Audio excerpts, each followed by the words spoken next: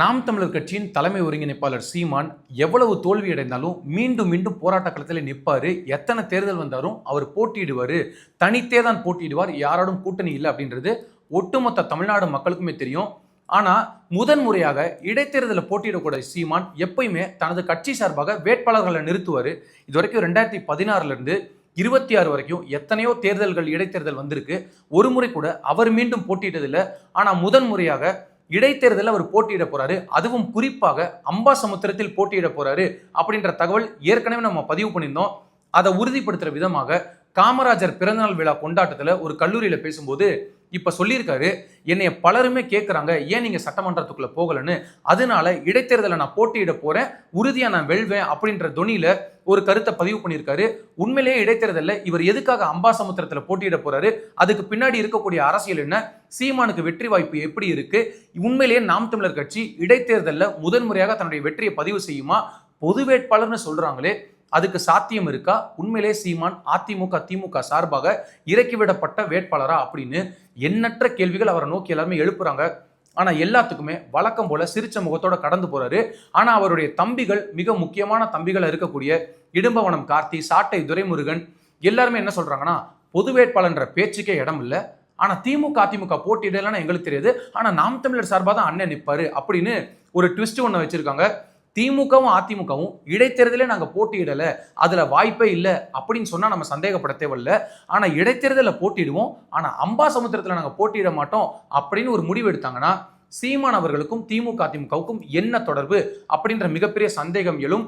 அதனால சீமான் உண்மையிலேயே பொது வேட்பாளரா இல்ல நாம் தமிழர் வேட்பாளரா அப்படின்ற மிகப்பெரிய விவாதம் எழுந்திருக்கு நாம் தமிழர் கட்சிக்குள்ளேயே.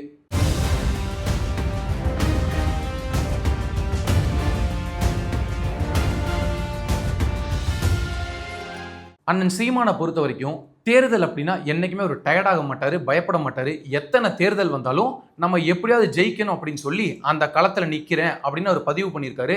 கட்சி தொடங்கிய முதல் நாளே ஒரு மிகப்பெரிய அறிவிப்பு ஒன்று சொன்னாரு.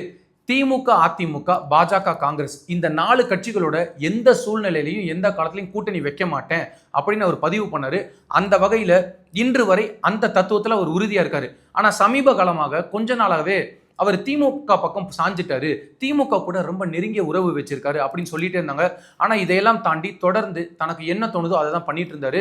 சமீபத்துல கூட அவர் கூடவே பயணம் பண்ண பத்திரிகையாளர் ஏகலைவன் சொன்னாரு, இவர் திமுக கூட ரொம்ப நெருங்கி உறவாடுறாரு, இது தமிழ் தேசியத்துக்கு ஆபத்து, அதனால நான் மிகப்பெரிய வருத்தத்தில் இருக்கேன்னு அவர் பதிவு பண்ணாரு. அதுக்கு உடனடியாக நாம் தமிழர் கட்சியில் இருக்கக்கூடிய எல்லாருமே ஏகலைவன் எப்படிப்பட்ட நபர் தெரியுமா, எவ்வளவு சொத்து சேர்த்திருக்காரு தெரியுமா அப்படின்னு வழக்கம் போல அட்டாக் மூட்ல போனாங்க. ஏன்னா நம்ம தான் சொல்லியிருக்கோமே, நாம் தமிழர் கட்சியில கூடவே பக்கத்துல இருந்து நீங்க சூப்பர்னே, நீங்க வேற லெவல்னே, நீங்க என்ன பண்ணாலும் சரிதானே, நீங்க கடல்லே நடப்பீங்க, கடலுக்கு மேலே நீச்சல் அடிப்பீங்க, நீங்க நினைச்சா கப்பலே ஒரு விரல தள்ளுவீங்க அப்படின்னு பில்டப் பண்ணி பேசக்கூடிய நபர்களுக்கு தான் நாம் தமிழர் கட்சியில மிகப்பெரிய மதிப்பும் மரியாதையும் அந்தஸ்தும் கிடைக்கும், சொல்ல போனா பதவியும் கிடைக்கும். ஆனா அவருக்கு எதிராக ஒரு கருத்தை நீங்க அக்கறையா பதிவு பண்ணா கூட கட்சி என் கட்சி, கட்சியை விட்டு வெளியில போ, இந்த ஹவுஸ் ஓனர்லாம் வீட்டில் சொல்லுவாங்க, இது ஏன் வீடு நீ காலி பண்ணி வெளியில போன்னு, அந்த மாதிரி ஒரு கருத்தை தான் பதிவு பண்ணுவாரு.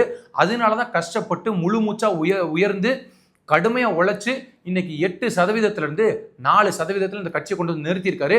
அப்ப 8 நாளாச்சு, 4 2 ஆகிறதுக்கு எப்படி வேலை பார்க்கலாம் அப்படின்னு தான் நாம் தமிழர் வேலை பார்க்கறாங்களோ அப்படின்ற பயம் நமக்கு இருக்கு. இந்த கட்சிக்காக உண்மையா எந்த விதமான எதிர்பார்ப்புமே இல்லாம நேர்மையா எந்த விதமான கமர்ஷியல் நோக்கத்திலையும் இல்லாம யூடியூப் சேனல் நடத்தி அதுல கருத்துக்களை பதிவு பண்ணி நாம் தமிழர் கட்சிக்கு வலு சேர்க்கிறதுல மிக முக்கியமான நபர்கள் ஒரு சிலர் தான்.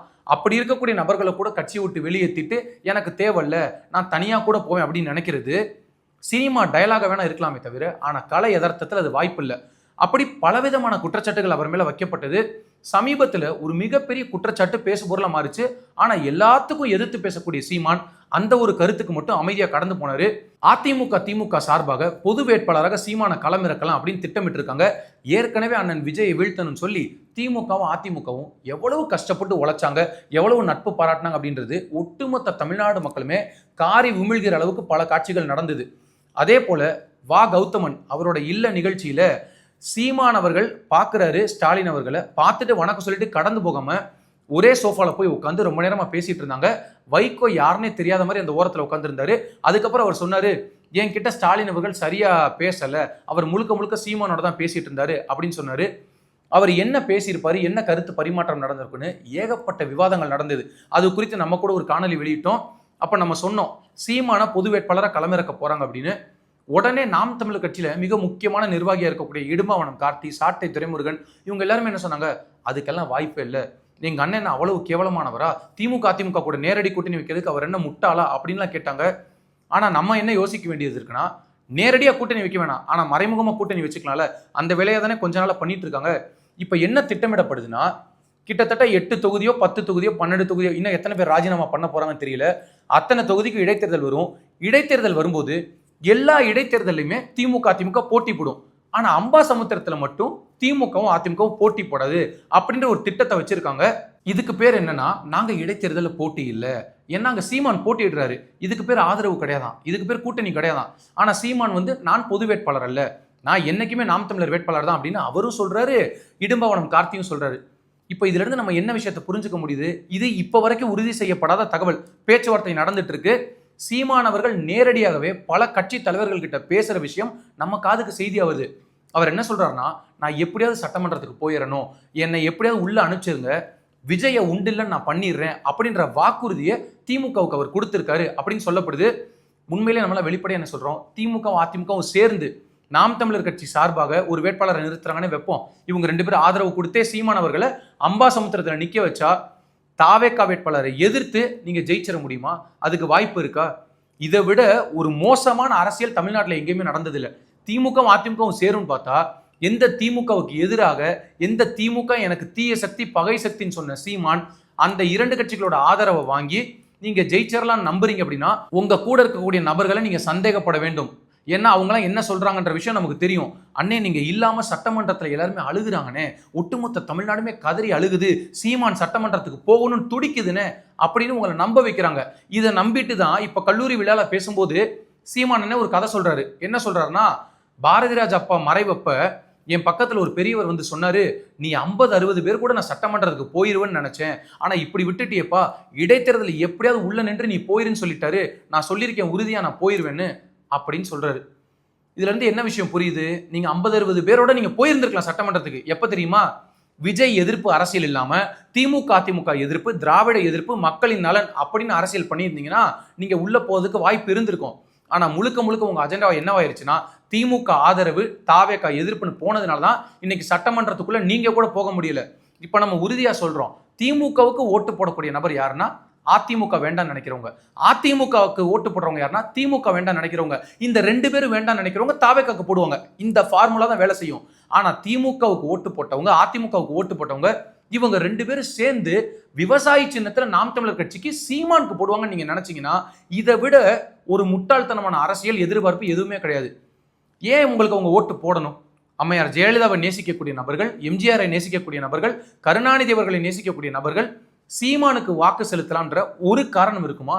எல்லா இடங்களையும் எல்லா கட்சி தலைவர்கள் குறித்தும் நீங்க எப்படி கருத்துக்களை பதிவு பண்ணியிருக்கீங்க, பிரிவினை அரசியல் பண்ணியிருக்கீங்க, கேவலமான அரசியல் பண்ணியிருக்கீங்க, ஆபாசமான வார்த்தைகள் பயன்படுத்தி பல தலைவர்களை நீங்க பேசியிருக்கீங்க. அப்படி இருக்கும்போது அந்த தொண்டர்கள் எல்லாம் நம்மளுக்கு வாக்கு போட்டு நம்மளை ஜெயிக்க வச்சிருவாங்க நீங்க நினைச்சீங்க அப்படின்னா, நீங்க எப்படிப்பட்ட போக்கில் போயிட்டு இருக்கீங்கன்றதை புரிஞ்சுக்கணும். கடைசியில நாம் தமிழர் கட்சியும் தமிழ் தேசியமும் இவ்வளவு கேவலமா திமுக அதிமுக கிட்ட போய் கூட்டு சேர அளவுக்கு கேவலமா போயிடுச்சுன்னு நினைக்கும் போதுதான் ரொம்ப மனசு கஷ்டமா இருக்கு.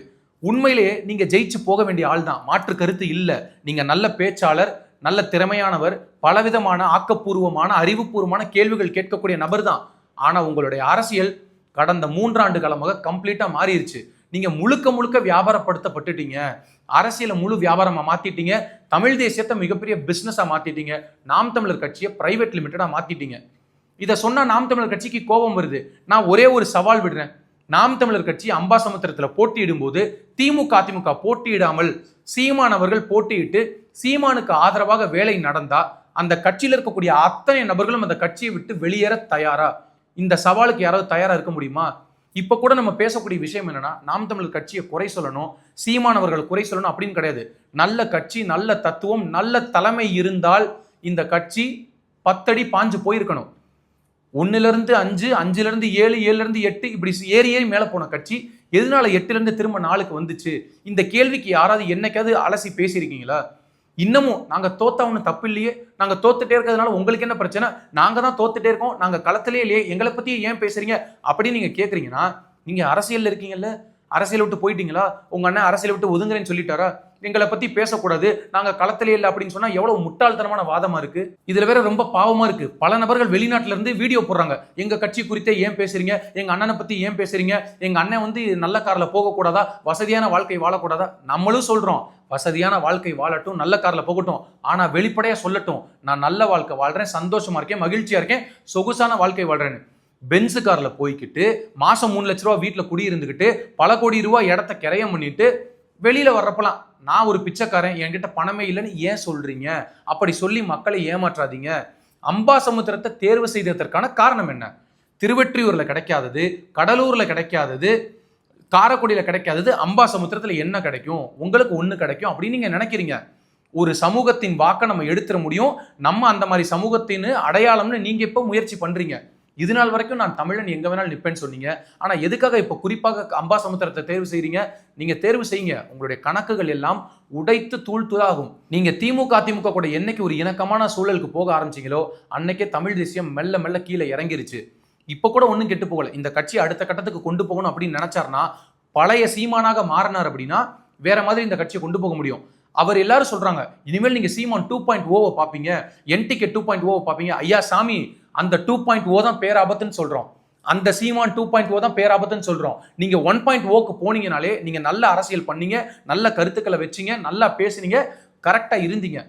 அதெல்லாம் 2019 வரைக்கும். ஆனா 19க்கு அப்புறம் முழுக்க முழுக்க நம்ம வெல்ல முடியாது அப்படின்னு இவரா ஒரு முயற்சி எடுத்துட்டு இப்ப முழுக்க முழுக்க வியாபாரத்தின் நோக்கத்துல போறாரு. அம்பாசமுத்திரம் இடைத்தேர்தலில் ஒருவேளை அதிமுக ஆதரவை பெற்று சீமான் அவர்கள் களத்தில் நிற்கும் பட்சத்தில் அவர் மண்ணை கவ்வப்போவது உறுதி. அதை எவராலும் தடுக்க முடியாது. ஒருவேளை மீண்டும் ஒரு முறை ஆழமாக அழுத்தமாக பதிவு செய்கிறேன், சீமான் அதிமுகவோட ஆதரவோட அரசியல நின்னார் அப்படின்னா அவர் அரசியல காணாமல் போவார். இந்த அரசியலை பொதுமக்கள் விரும்பல, என்டிகே தம்பிகளும் விரும்பல. இதுதான் இருக்கக்கூடிய கள யதார்த்தம்.